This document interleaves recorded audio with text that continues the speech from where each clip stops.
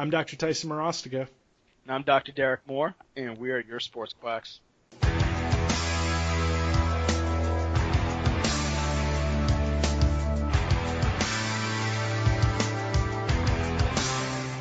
Okay there, sports quacks. Today what we'll be talking about is sports specialization, which is a pretty hot topic when you start to look at Instagram and Twitter, and especially in the fitness industries, along with the healthcare industry.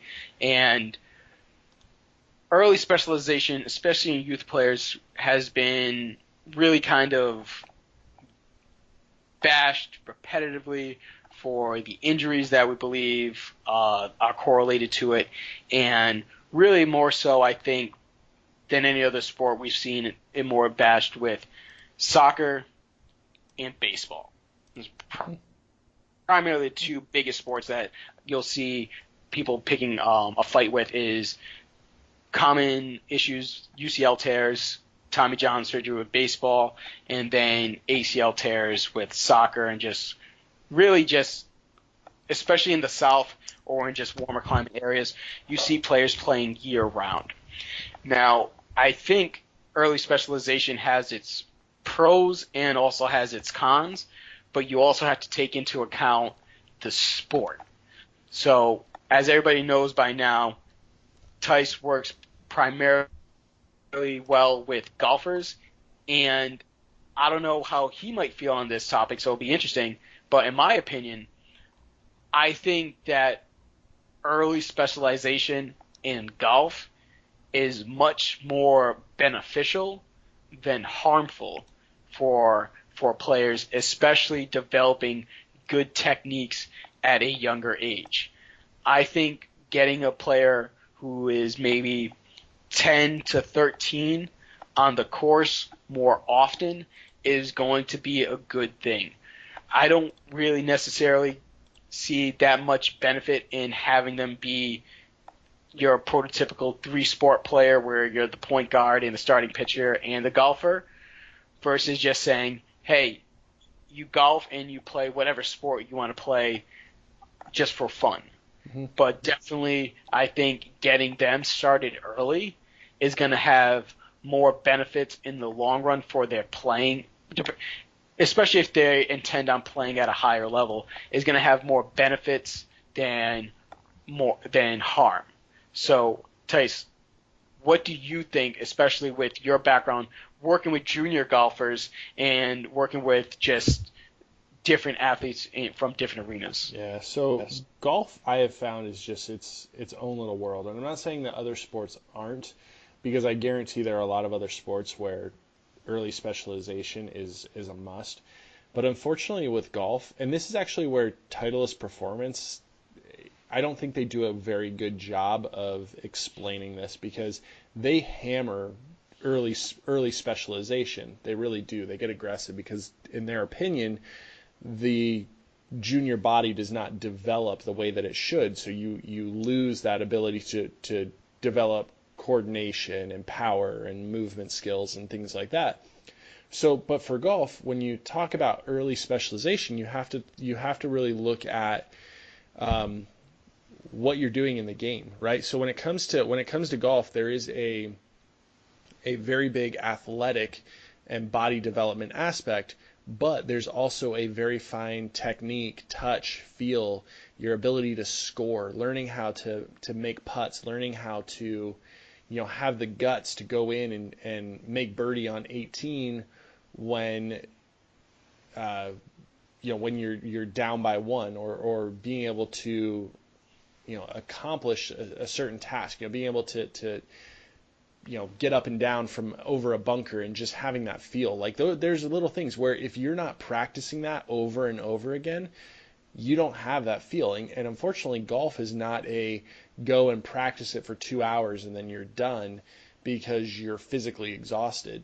A lot of times kids are hitting balls for 5, 6, 7 hours a day. They're on the putting green. You can be on the putting green for hours, and that's where you make money, Right. And so the other thought too, and I have this conversation with a couple of different coaches, and I've asked them their thoughts, and most of their coaches are on board with early specialization, but allowing them to play in certain seasons, but still maintaining a certain practice regimen with golf. And the reason why is because when you're looking at college recruiting, if we want kids to play golf, legitimate golf in college, like we're not talking about unfortunately, we're not talking about your D3 players. We're not talking about your smaller school players. We're talking about your Division I athletes. If they're not shooting under par by the time they're 12, 13 years old, if they can't shoot those numbers, they're off the radar, unfortunately. Like most kids aren't going to start playing golf at 14 years old and by the time they're 18 shoot 65. They're not. Most of those kids don't. That's a rare occasion. So when you look at it, there's just a big development in understanding the game, understanding techniques, understanding how to play courses, because you don't play the same course every single time. You don't, basketball, you shoot the same hoop. The measurements are all the same. When Right. you get on a golf course, one day you're playing a 6,500 yard course, the next day you're playing a 75. The distance is crazy. The the green, the surfaces you're putting on. So, honestly, golf, sports specialization, if you're not playing golf year round, you're probably behind. Probably But, behind. you No, know, continue. no, I said, but here's the thing: we've got to develop these young kids early. So my thing is I want kids to play sports young. Like here's my son. My son's 4 years old. Would I love to see him play golf? Absolutely, I want him to. But I have him playing golf all the time. He comes out with me every Wednesday. We go out and play. He comes out to the course with me. He's young. I know he's young. People are probably saying, "Oh, he's too young to do that." I get it. I'm not. I just want him to be around the atmosphere. I don't have him practice. He hits like 2 shots every other hole and runs on the green and makes a couple of putts. He doesn't do anything. Like, we're not practicing, but I just want him to be around that atmosphere and be where I love, the sport that I love. So, but he plays all other sports. And because I just want him to be introduced to developing motor skills. 4 years old is young to play sports, but he needs to develop motor skills to be able to function in this world. Right, and it allows for you to really, as a sports car, to even start to appreciate if he starts to have some type of affinity towards a specific motion. Mm-hmm. If you're watching him, you always hear about the young kids who they gave him a basketball and they showed a huge affinity for already shooting the ball, and you're just like, yeah, wait, at 5? It's like, yeah, you just see that, and then it's up to you whether or not you want to feed into that. You see the same thing with boxing and hitting mitts. Some kids just have that ability to really just develop that ground force reaction and really develop power. And it's like, oh, all right. Now, we're not asking you to go completely Joe Jackson on them and just say, like, hey, like, beat it into them. But you can obviously just start to get, like Ty said, get them in the atmosphere and see if they blossom into a better player. And I think I'm still having trouble recovering from the Joe Jackson one. Right, but I think one of the best parts about golf and early specialization is that it's not extremely taxing on the body to a point where you're worried that they're going to do any huge damage, mm-hmm. because it's more so of an accumulation effect. If they play too much, then that's going to be a problem. But you're not worried that they're going to bust an ACL hitting a driver. No. So, and when there's such a huge mental aspect to the game, you can develop that by just playing with friends or playing with the parent. That father and son can really work on little aspects of the game. I'm just like, hey, what would you hit here? Yeah. And then, oh, okay, what would you hit here? And really just still have fun with that. Or just have a game where you're just saying, all right, I want you to hit the same shot as I hit. And so you, as the parent who knows what type of shot that should be hit, you turn into kind of a game of horse and see how that expands. Yeah. Versus if you're trying to work with a kid who's a running back, you're not going to do much. What you're going to do is just be like, hey, I'm going to guard the end zone. you try to run through me. Get past me. You know, that's right, like it doesn't have that much transferability. You can still make it fun there, but I feel as though golf allows for just a broader aspect of ways that you can get a younger kid to really fall in love with the game and not make it feel like a tough practice, where other sports you're kind of limited. You're only going to be able to throw the ball back and forth with baseball. You might hit a few grounders to your kid, but you're still going to have somebody play with you to help. Like, all right, I'm going to hit a grounder to you, and who's he going to throw to? You know, Right. he's just going to the ground. So there's holes there. Whereas golf, you can really work on so many aspects of the game and specialize early without making it feel like a job for them. Yeah, I think one thing that's missed when it comes to child development is that we feel like, oh, to develop if you get into like our realm of where we're at, you tend to think like you go like, oh, I need my child to develop these motor skills, so I've got them running through, I'm teaching them how to do Turkish get-ups so that they have enough stability, or I'm teaching them to do these advanced moves because guess what, if they're doing it in the weight room, it's going to translate. And the thing is the answer is that's not true. The best training that your athlete's going to get, the best movement patterning, the sport specialization, is by actually getting them out and playing the sport. Mm-hmm. You know, we spend too much time thinking that I'm going to groove in and I'm going to pattern these movements so that my son has just got them down. Like Crew's going to have the perfect hip stability move, you know, and he's never going to have a hip that collapses or a knee that collapses into a valgus stress. Like, guess what? Like, that's not going to happen. Like, get your kid out, get him running, get him active, get him, get involved with him. And that's where that parenting, like the parenting aspect of get involved in your kid's life, because if you're not involved in your kid's life, guess what? They end up playing Fortnite. Right, exactly, yeah. And I mean, at this point, they're giving scholarships for e-gaming, so it's not a bad thing. It's not a bad thing. If your kid gets a full ride because he's killing it on Fortnite, I mean, you can't hate on the kid. That's true. Fair enough. But what I'm thinking too, when it comes to the golf aspect to early specialization, is you don't take it to the extremes either. You know, you're not putting Crew up, you're not hooking him up on a K vest. Right. You're not looking at his kinematic sequence when he's 6 years old. No. So you're just getting them to enjoy the game. Now, when we're looking at the cons of the sport, usually, I mentioned it in the beginning, and I'm going to do it now, just harping on baseball. It's more so of the time under load, and eventually the tissue will fail. Mm-hmm. So with baseball, really no matter what position you play, unless you're first base, you're consistently going to have to throw the ball. And if you're a pitcher, and if you're any good, what they're going to do is you're going to pitch, and they're either going to put you at shortstop, or they're going to put you at catcher. Mm-hmm. And it's even worse if they put you at catcher, because that means there's not a point where you're not throwing the ball. Yeah. You're either the pitcher or you're the catcher, and that means you're throwing the ball every single time. Every single time you're throwing the ball, and that's just repetitive stress onto the elbow. And I think that's a big correlation to the uptick in surgeries and early injuries for a lot of these young players, because they're so good, and I think their parents are just acting more as agents versus acting as parents. And they see that kid doing well, and it's like, all right, let me just get him into the best high school, get him onto a travel team, and then when it's the off season, guess what? We're going to go to baseball camp, and we're going to work on fundamentals. We're going to work on technique, and that kid's elbow is just not going to be able to survive that. Mm-hmm. And if he gets lucky and he survives that, when he gets to college, he might not survive the increase in volume when it comes to the college aspect. The good thing is he's not going to have to play like AAU. He's not playing year-round, but the intensity level is up there now.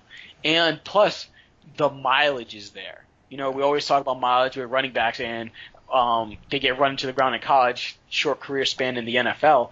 It's the same thing with the arms. You know, what is your mileage like when you're 12 to 15 before you get to college? and how big of an effect that's going to have on you. There's a weird trend of college baseball players that don't pan out because of injuries in the majors, and my reasoning why is because if you've ever noticed how long that season lasts and how long that World Series, the College World Series lasts, and how many games they're playing, we're playing best of seven. Catchers' knees are going out. Like, yes, baseball is a slower sport. Yes, a lot of guys you stand and you're standing for a long time. But the thing is you got to talk about warm-ups. You got to talk about practice. You got to talk about going over game situations, things like that. Like, you got to talk about batting practice, things like that. Like, there's still a repetitive stress. We're not just talking games. I think we get locked into games all the time too. But Right. you got to factor in the practice, the cardio, really the endurance training, the cardio training. What are we putting their bodies through repetitively? I remember when we were working with, back when we were in school, we had the college athletes coming in to play with at Elmira, right? So we were working with the pioneers down there, and these players. The College World Series is still going on. Their season just ended in the spring, and they jumped into summer ball for the whole summer in a place that wasn't even at home. They have no rest. Literally all they have is baseball in Elmira, New York. These kids are from Florida State and Texas and Vanderbilt and all these like different schools. They're coming up there, and literally the only thing they have is baseball. I guess that's one thing I didn't realize, especially being in Arizona, junior baseball is year round. It's always here. You always find your seasons. You're always involved, and I don't think these kids are getting proper recovery and from surgery. I said surgeries. They're not getting proper recovery in between seasons. If you look at these baseball, young pitchers, we're finding more and more young pitchers with UCL injuries. Tommy John surgeries early. Look at Shohei Ohtani. Right. Why is it that all of a sudden he gets here? He's a dual threat player in Japan, young kid. How old is he? 21? Ohtani. 21, 22? He's 24. Oh, he's 24. Okay, still young though. Still very young. So still very young, but why is it that he goes from being a dual threat player in Japan to coming over here, and all of a sudden everything's just done? You can't tell me you can't tell me that doesn't fact there's something we're doing wrong here. Right. And I think when it comes to the training, like you said, a lot of these guys they're not actually, most of them don't have that time to train until they get into the pros, when they actually have an off season. Up until you're trying to make it in the league, you're just trying to play as much as you can. And even when we're talking about the college teams, you got to remember, it's not like the NFL or the NBA where you go from college, get drafted, go to the majors. It's you go to college, you get drafted, and then you got to go through single A, double A, triple A, spring league, all these lower tiers before even possibly getting a shot. Very few players are going to be Bryce Harper and light the world on fire and get to the majors immediately after getting drafted. A lot of these guys are grinding and not getting into the league until they're 25, 26 years old, and you start to wonder, how many miles do they have on that arm? I want to look this up. Let's see what this is. I guarantee I can find it. The average age. No, that's roster. The average age for a rookie in Major League Baseball is 24 and a half years old. Right. So let's look up average age for a rookie in the NBA. Oh, that's got to be 21. That's got to be very young. It's going to be really young. They get them in sooner. But unfortunately, here's the thing, the vast majority of baseball players are just going to be placeholders. The vast majority they're going to be placeholders as they develop studs. And there's nothing wrong with that. There's nothing wrong at all with that. Collect the check. Collect the check, but, enjoy it. Right. And as Tice looks that up, one of the problems that we'll see is with baseball, they start to specialize early because they start to show promise, and it there's no way to really have a good pitch count for them because the pitch count's only going to be within whatever league that they're in. Yeah. So their high school has a pitch count, but their high school's not talking to the AAU team. Mm-mm. Or their travel team or anything like that. So they don't know how many balls you threw last week or anything like that when it comes to the other teams that you're playing on. So yeah, it's great that each league has developed rules to try to help players, but if the leagues aren't communicating with each other, the onus falls on top of the parent. Mm-hmm. The parent needs to start to look at this and say, hey, we're just doing too much. We got to slow this down. I honestly think that if the parents really started to look at it objectively, they would just notice that, hey, if we just get them stronger, they'll probably do better. So maybe instead of playing this one season for this travel team, maybe I just save the money, get him a personal trainer or a good strength and conditioning coach, and just get him stronger. You just saved that athlete a season worth of throws, and he got stronger. Mm-hmm.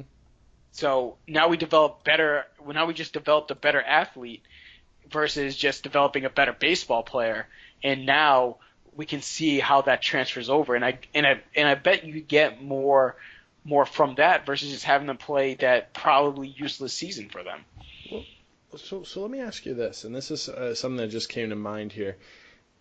When it comes to sports specialization, do you think that we can be that as a society we're not brutally honest with kids? Meaning, if your kid sucks, maybe you need to tell him that he sucks. Or maybe you need to realize that, like, hey, you can't push him into this.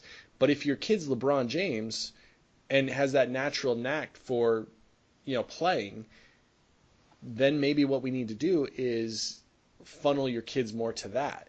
Maybe one of the problems is that we're forcing kids into sports and we're forcing them to play year round that really maybe aren't that good or aren't that developed, or maybe they need to try something else. Right. And I honestly fully believe that, where the parents just won't accept whether or not that kid is any good. And I'm not saying that the kid has to be LeBron James. No. But I'm not saying that the kid has to be a D1 player. But I think parents will start to look at them and say, like, hey, this kid's going to be a D1 player no matter what. And they'll just push him. They'll keep taking them to camps. They'll keep taking them to the newest pitching instructor, the newest quarterback guru, and they'll keep on driving because they see the Williams sisters' dad, how he did that with him, Cam Newton's dad, all these parents that really kind of pushed their kids to be great athletes, and they see the success stories, and they're like, oh, I'm just going to follow that game plan. Mm-hmm. Yeah, I'm going to force it in them. And I'm just going to force it. And if you start to force something, especially on a kid that doesn't want to do it, now we're probably talking about mental issues, whether it's issues with like depression, anxiety, insecurities, and then fatigue. I'm telling you, I would get up for football because I just love the sport. Right. But if you don't love the sport and you're still waking up at 6 a.m. to try to like get to hockey practice at 7, I mean probably even earlier. Hockey practice usually is around like 5 a.m. for some guys.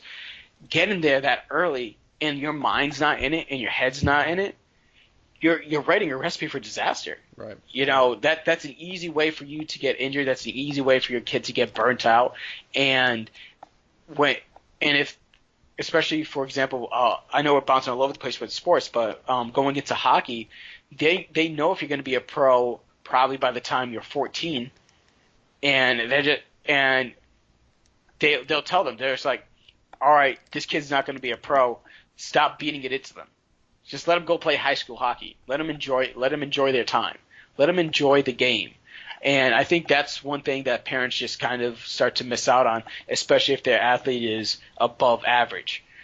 We're not even saying elite. We're just saying that this kid's above average, and they're trying to treat them as if they're the next LeBron James, the next Right. Bryce Harper, and they're just not. And they're just going to kill the game for the kid. The biggest thing is you have to learn to take a step back. And I'm not. Here's the thing: I have young kids, and I'll admit that I've never been a parent of an older of a high school student. I've never dealt with that.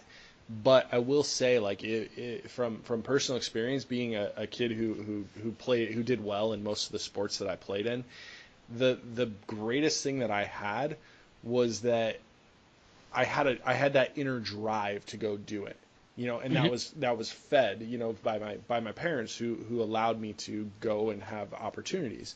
When it comes to dealing with kids who don't want to play or don't want to do things or don't want to, I think a lot of the times it's because the fun was taken out of the game at a young age. Right. That's the thing when we remember about developing kids and being sports, chiropractors or being, whatever. The biggest thing is number one, why do we do it? We do it because people have fun playing these games. People want to do them the rest of their life. People want to play golf the rest of their life. Mm-hmm. They want to play at a high level. They want to make money doing this because they want to do something that they love. So you can't kill the fun of something. You have to understand, the reason why the Rory McIlroy went out and hit balls for 9 hours a day is because he absolutely loved to do it, and that was his passion. Now, if your kid goes out and is and only wants to put in 1 or 2 hours and that's what's fun for him, well, guess what? That's what's fun for him, and maybe they won't make it to the next level. I think there's a way of being able to go and approach them and be like, hey, look, if you really want to do this, you might want to consider playing more, or you might want to consider doing more, or finding another way to be out and doing it. But you can't sit there and be like, you're not going to make it to the pros if you're not out putting for 3 hours a day. Guess what? You suck. You lipped out on 18 the other day for birdie because you didn't hit that putt the other day. That's bull crap. You just have to urge and suggest, because guess what? You can put in as many reps as you want. Not everyone's going to turn into Rory. There's no set number of reps that's going to make you shoot 65. There's no set number of three-pointers that's going to turn you into Steph Curry. There isn't. I wish there was, but unfortunately there isn't. It's a feel, it's a touch, it's a rhythm, it's a understanding of the game. It's having a solid foundation. There's so much more to it than just throwing, outlet passes and you're having your kid throw up, 30 footers, and dancing and shimmying after he makes it. There's so much more. Yeah, and I think sometimes too, the issue might end up being trying to find that line of pushing your kid and making sure that they develop, I just think, good attributes as a worker or a human being, where, there's time where you don't want to go to work. There's times when you don't want to go to school, and there's times where you don't want to practice. And I think that's where the parent steps in. Preface this: don't have kids, but I'm pretty this is just how I was raised. Sometimes my dad would just say, sometimes you just got to do what you don't want to do. You don't want to go to school today, all right, but you still got to go to school. You didn't want to go to work today, okay, you still got to go to work. And there's going to be practices like that where you just don't want to go there. And I think that's a time where the parent really needs to step in and say, hey, you made the commitment to do this. Yeah. So you just got to follow it through. Doesn't mean you have to do this for the rest of your life. Follow through the season, and then you can walk away from it. But if you're telling him that every single season, hey, we'll walk away next season, oh, we'll just do one more season. That's where the problem is. But ask them, hey, you want to play one more season? Cool. Right, let's go with it. And that's when you push them. All right, you signed up for this. We knew it was going to be hard. Nobody said it was going to be easy. And I think you develop a better person. I think you start to really hit on those intrinsic qualities for a good leader later on in life by going through some of those tough obstacles and not just passing out participation trophies. We can go into that and stuff like Hey, that. But, If you want but to talk right. about, I can go into a James Harrison all day, There man.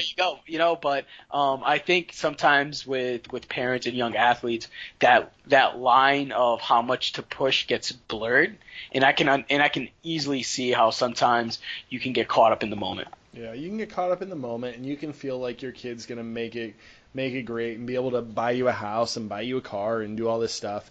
But the realization, Derek's absolutely right. When it comes to, training athletes and training people, what we're doing is we're building character. We're learning to make commitments. We're learning to function in our world. We're learning to be the kind of person that you would look up to, or trying to become someone.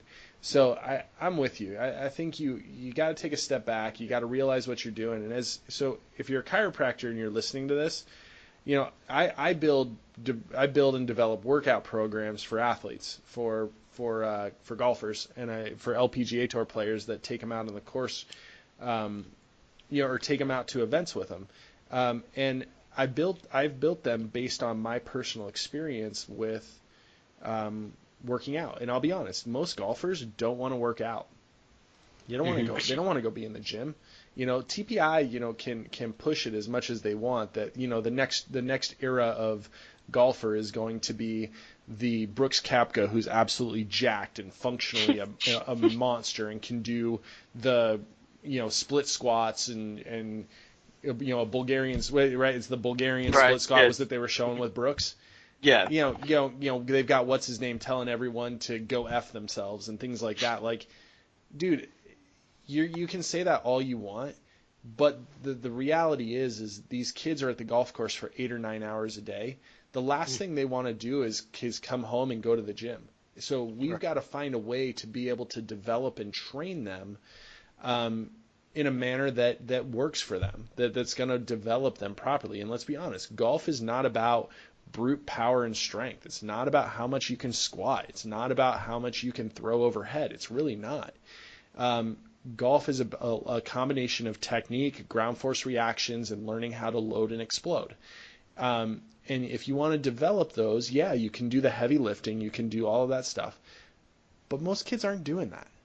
And so for me, I build these programs based on players. And when it gets back to when I'm talking about the reason why I went into this kind of rant is because when it comes to this early specialization and then trying to show them that there's only one direction for this, it's not the case, I guess, is what I'm trying to get to. Like I build these programs to help develop people, to help them meet their own goals and help them be able to do things within their comfort zone to help them grow.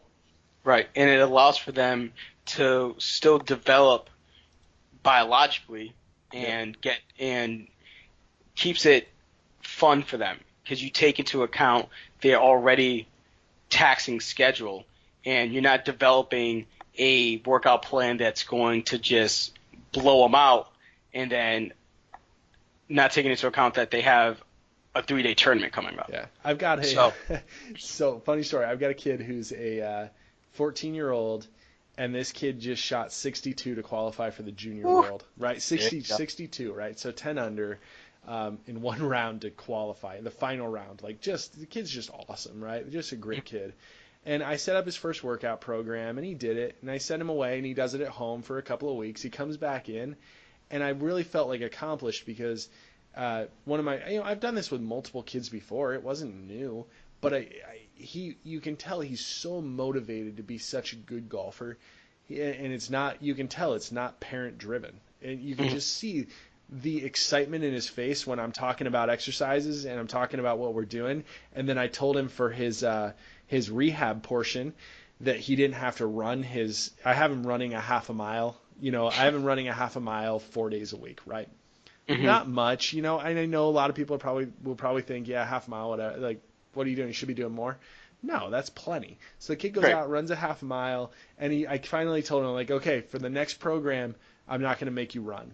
And you can see this kid just like jumping for joy, like excited, but laughing the whole time because he's like, he kind of enjoyed running a little bit.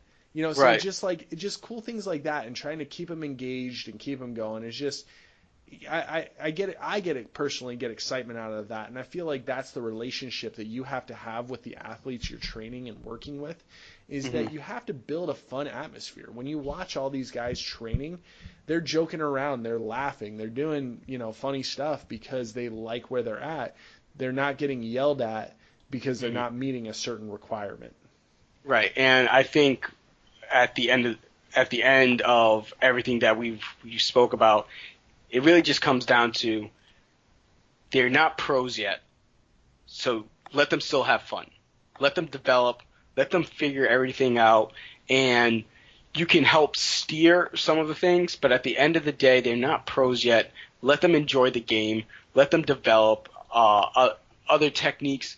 Let them understand the importance of commitment and finding some internal motivation versus you living vicariously through them. So, as we said in the beginning, there's a lot of pros and cons to early sports specializations, and the variables really are the sport itself, the kid, the parents, and just overall what the overall goal is. Take everything into account, and I think we'll see less injuries as long as we start to protect the kids, not by coddling them, but by listening to them and making sure that they're having a good time. As always, guys, follow us on Facebook, follow us on Instagram. Give us shout outs. Let us know what you want to talk about, and we'll spitball ideas.